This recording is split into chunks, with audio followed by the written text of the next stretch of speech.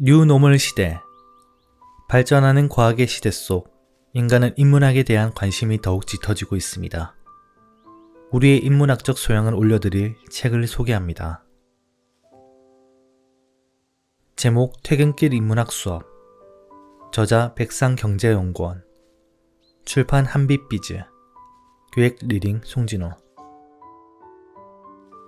모든 것이 저렴해진 디지털 세상. 우리가 감각하는 온라인 세상의 출현은 디지털 기술의 발전, 즉 정보의 디지털화에서 비롯한다. 디지털화란 이미지나 영상 등 아날로그 방식으로 만들어진 데이터를 이진수 기호인 비트 단위로 표현한 것을 뜻한다. 즉, 디지털 세상이란 모든 정보를 0과 1로 표현할 수 있는 비트의 세계이다. 비트에 실린 가벼운 정보는 하나의 거대한 컴퓨터 통신망인 인터넷으로 연결된다.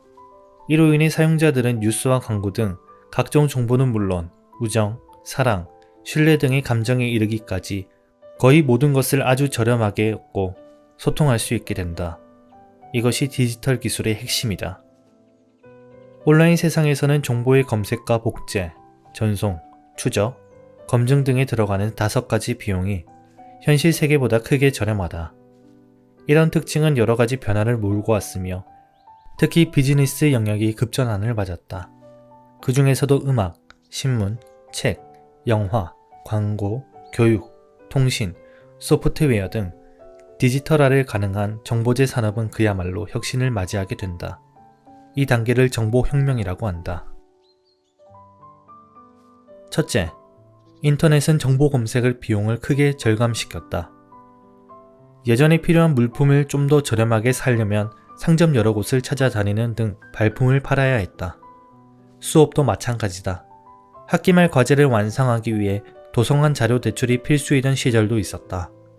하지만 이제는 컴퓨터 혹은 스마트폰 검색창에 몇 개의 단어만 넣으면 해당 제품의 최저가 판매처를 순식간에 찾을 수 있다.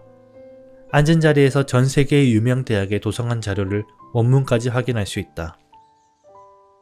검색 비용이 줄어 소비자가 가격을 쉽게 비교할 수 있게 된 상황은 유사한 제품의 가격을 전반적으로 끌어내리는 효과도 가져왔다. 과거 가게마다 값이 다르고 때로는 부르는 게 값이던 시절은 끝났다. 검색이 쉬워진 디지털 세상에서는 이른바 매칭 비용도 엄청나게 싸졌다. 필요 없는 물건을 처분하는 중고거래의 편의성과 활성화는 굳이 설명하지 않아도 될 것이다. 구직자와 회사, 투자자와 기업가, 빈방과 여행자, 자선단체와 기부자 등을 만나게 하는 사이트도 셀 수 없이 많이 생겨났다. 상품 개발자 강의 교환을 가능하게 하는 중개자, 즉 플랫폼 비즈니스가 디지털 세상의 대세가 된 것 또한 이 같은 검색, 매칭 비용 절감과 관련이 깊다.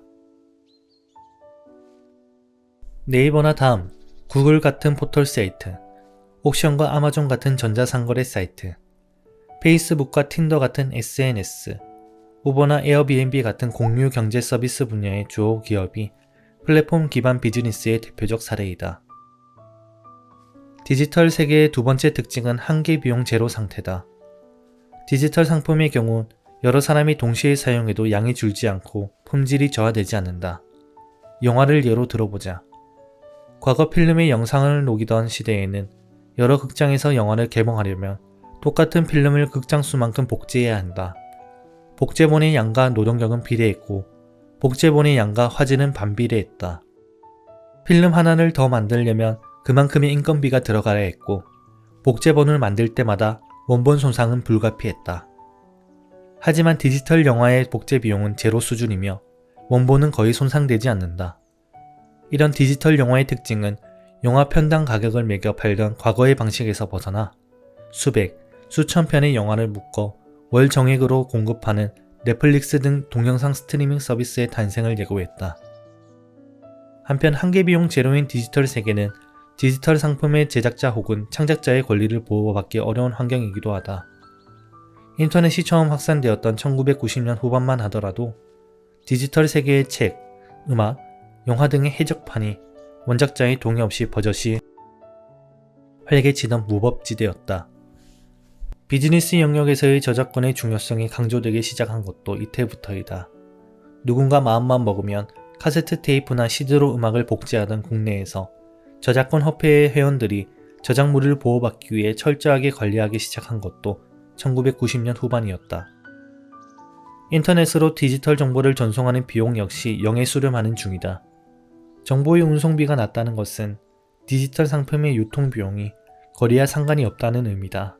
즉, 한국의 반대편에 있는 나라에서도 비슷한 가격으로 고품질의 음원과 영상을 즐길 수 있다는 뜻이다.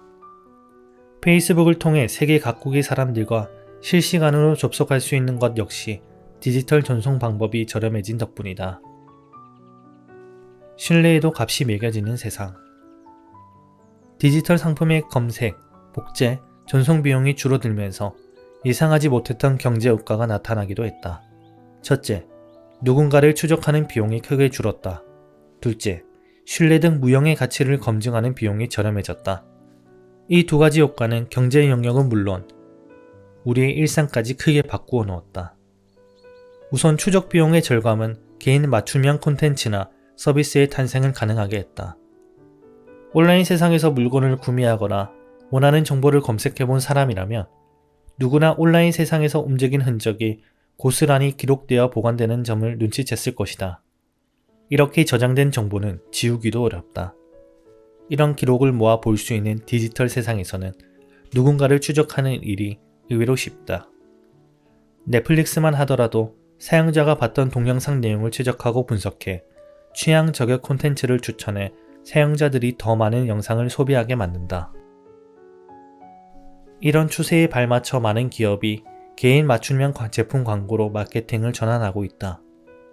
특정인이 필요로 하는 물건이나 취향을 먼저 알아채 적시에 광고를 집행할 수 있다면 비용 대비 광고 효율이 극대화되는 것이다. 미국 소매점 타깃이 한 여고생을 구매 기록을 분석해 아버지도 몰랐던 임신 사실을 먼저 알아채고 쿠폰을 보낸 일화는 맞춤형 광고의 대표 사례이다. 한편으로 이런 추적은 개인에게 매우 불쾌한 경험이 될 수 있다. 기업이 설계한 시나리오에 말려드는 느낌을 지울 수 없기 때문이다. 개인정보는 추적과 활용에 대한 논란은 줄어들 여지가 보이지 않는다. 디지털 세상에서는 누군가의 신원이나 신뢰도, 평판 등을 확인하기가 훨씬 쉬워졌다. 한마디로 검증 비용이 훨씬 덜 들게 되었다. 현실 세계에서는 특정 기업이나 품질에 대한 신뢰는 이름값, 즉 브랜드에서 비롯했다. 예컨대 일본에서 만들어진 물건을 통칭하는 메이드 인 재팬은 오랜 기간 우수한 품질을 상징했고, 반대로 중국산을 뜻하는 메이드 인 차이나는 조악한 품질의 다른 이름이었다. 브랜드의 평판은 결코 단시간에 쌓을 수 없기 때문에 신생 업체 또는 평판이 나쁜 브랜드는 자유시장 경제에서 분리할 수밖에 없었다. 하지만 온라인 장터에서는 현실 세계의 브랜드 평판이 주는 영향력이 약하다.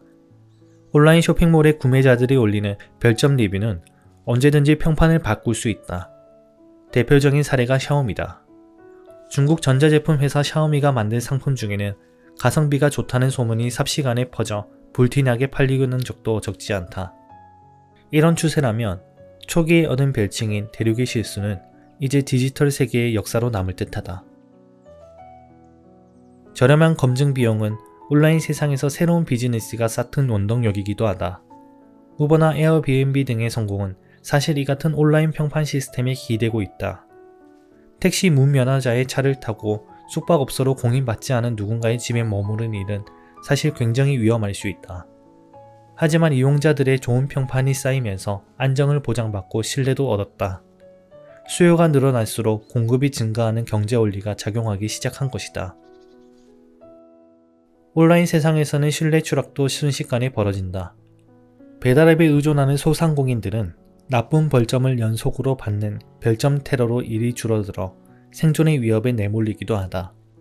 유명 커뮤니티의 비난의 대상이 되면 사업을 접어야 하는 경우도 있다. 엄마들이 모이는 한 유명 카페에 상품이나 서비스에 대한 불만이 게시되면 사실 여부와 상관없이 비난의 대상이 되어버린다. 억울하게 문매를 맞고 폐업을 결정한 뒤 논란의 발단이 된 사건이 실은 게시자의 실수로 밝혀지는 경우도 적지 않다. 새로운 시대의 각별한 만남. 온라인이 일상으로 들어오면서 사귐의 방식이 달라졌다. 페이스북이나 블로그, 인터넷 동호회 카페 등에서 취미나 성향이 비슷한 사람들이 만나는 일은 익숙해졌다. 엄마들은 맘카페에서 또래 엄마들을 사귀거나 육아 정보를 나누고 취업 준비생들은 커뮤니티에서 최신 취업 정보를 얻고 스터디 모임을 꾸린다. 최근에는 카카오톡 오픈 채팅 등 익명 플랫폼도 유행이다.